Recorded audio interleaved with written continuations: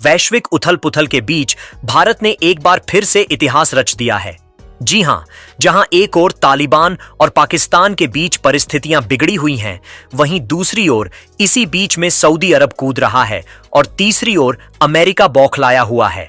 तो इसी बीच भारत में सोने के भंडार ने इतिहास के सभी रिकॉर्ड को तोड़ दिया है और $100 बिलियन को पहली बार क्रॉस कर गया है।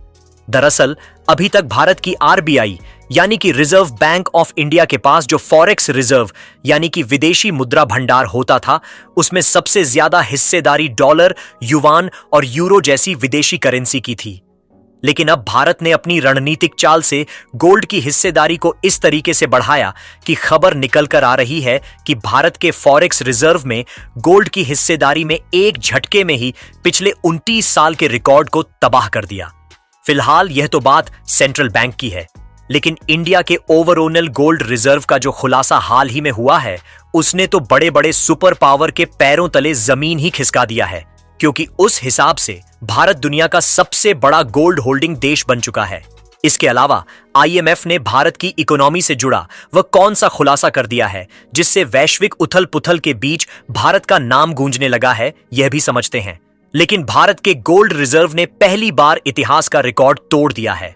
उसके लिए आगे बढ़ने से पहले इस वीडियो को लाइक करके चैनल को सब्सक्राइब जरूर कर लीजिए, क्योंकि आपके लिए तो 1 सेकंड का काम है, लेकिन इससे हमारी बहुत बड़ी मदद होती है। सबसे पहले यह समझते हैं कि आखिरकार भारत ने इतिहास का रिकॉर्ड कैसे तोड़ा और फॉरेक्स रिजर्व में गोल्ड की हिस्सेदारी कैसे भारत की तस्वीर बदलने वाली है।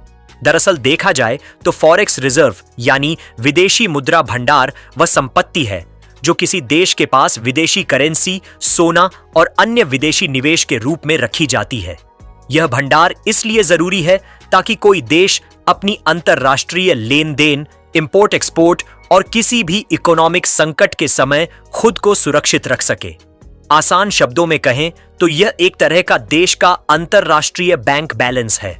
भारत की बात करें तो रिजर्व बैंक ऑफ इंडिया यानी आरबीआई के पास पहले ज्यादातर हिस्सेदारी अमेरिकी डॉलर, यूरो और अन्य विदेशी करेंसी में थी, लेकिन हाल ही में भारत ने गोल्ड की हिस्सेदारी बढ़ाकर यह साबित कर दिया कि इकोनॉमिक सिक्योरिटी सिर्फ डॉलर में नहीं बल्कि सोने में भी हो सकती है। और इसी चाल ने पिछले 29 साल का रिकॉर्ड तोड़ दिया, जिससे भारत दुनिया में गोल्ड होल्डिंग के मामले में सबसे ऊपर आ गया। अब बात करते हैं भारत के कुल गोल्ड भंडार की। दुनिया को यही लगता था अभी तक कि भारत के पास सिर्फ 899 टन ही गोल्ड है जो कि आरबीआई अपने पास रखे हैं, लेकिन हमने आपको पहले भी कई बार बताया था कि भारत के लोग ही अपने पास इतना ज्यादा गोल्ड रखते हैं कि अगर उन सबको मिला दिया जाए तो दुनिया में सबसे ज्यादा गोल्ड होल्डिंग वाला देश भारत ही रहेगा। और हाल ही में जब मॉर्गन स्टैनली की रिपोर्ट्स में इसी बात का खुलासा हुआ तो दुनिया की कई देश हैरान हो गए। यहां तक कि अमेरिका भी हैरान हो गया, जो कि टॉप गोल्ड होल्डिंग वाला देश अभी तक माना जाता था। और आप भली भांति देख सकते हैं कि कैसे अमेरिका को 8000 से अधिक टन गोल्ड रिजर्व मानकर वाला एकदम टॉप पर बैठाया जाता था और भारत को 8वीं पोजीशन पर 880 टन के साथ। लेकिन मॉर्गन स्टैनली के अनुसार भारत के घरों में ही लगभग 34,600 टन सोना है, जिसकी वर्तमान कीमत $3.8 ट्रिलियन के आसपास है।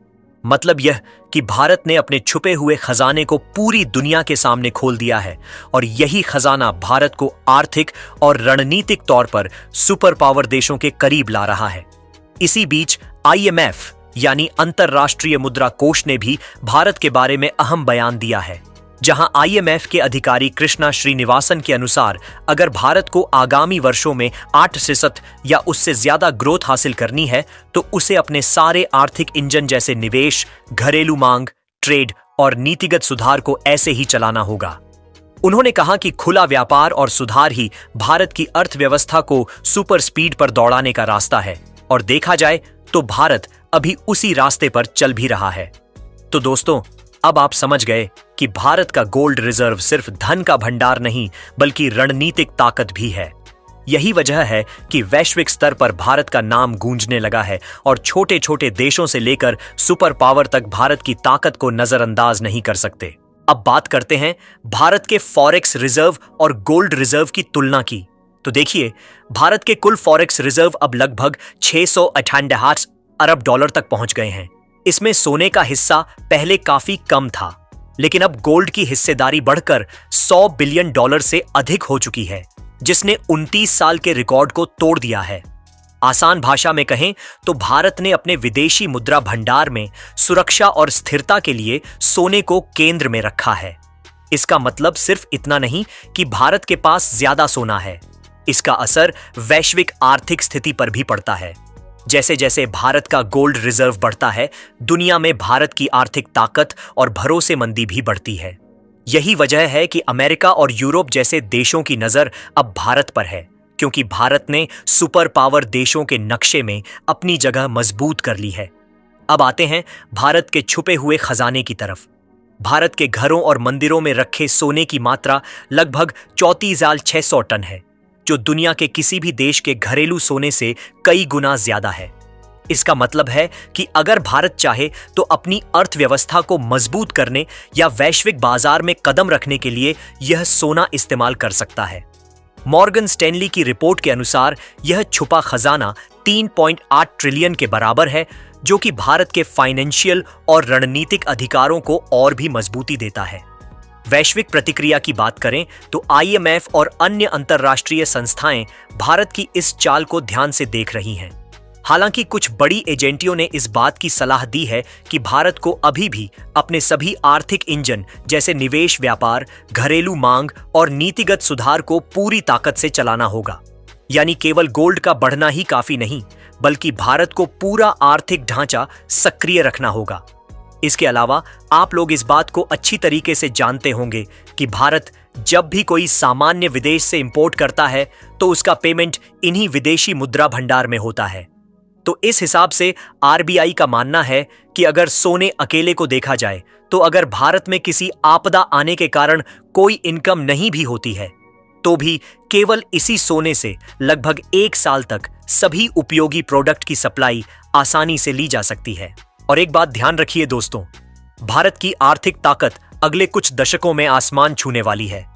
फाइनेंशियल ईयर 2027 तक भारत का GDP 5 ट्रिलियन अमेरिकी डॉलर तक पहुंचने का लक्ष्य है, और यह सिर्फ शुरुआत है। फाइनेंशियल ईयर 2024 तक यह 10 ट्रिलियन अमेरिकी डॉलर तक पहुंच जाएगा, यानी पूरी अर्थव्यवस्था दोगुना हो जाएगी। फाइनेंशियल ईयर 2043 में भारत 20 ट्रिलियन अमेरिकी डॉलर के स्तर तक पहुंचकर लगातार विस्तार की राह पर होगा, और वित्तीय वर्ष 2048 तक हमारी अर्थव्यवस्था 30 ट्रिलियन अमेरिकी डॉलर के साथ वैश्विक दिग्गजों की कतार में खड़ा होगा। यह सफर सिर्फ आंकड़ों का नहीं, बल्कि भारत की तेजी से बढ़ती आर्थिक ताकत और विश्व स्तर पर पहचान का प्रतीक है। बाकी ओवरऑल गोल्ड रिजर्व के मामले में भारत ने सबको पीछे छोड़ दिया है।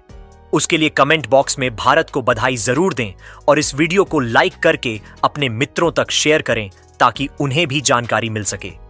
इसी तरह और भी नॉलेजेबल वीडियो देखने के लिए चैनल को सब्सक्राइब करें। जय हिंद।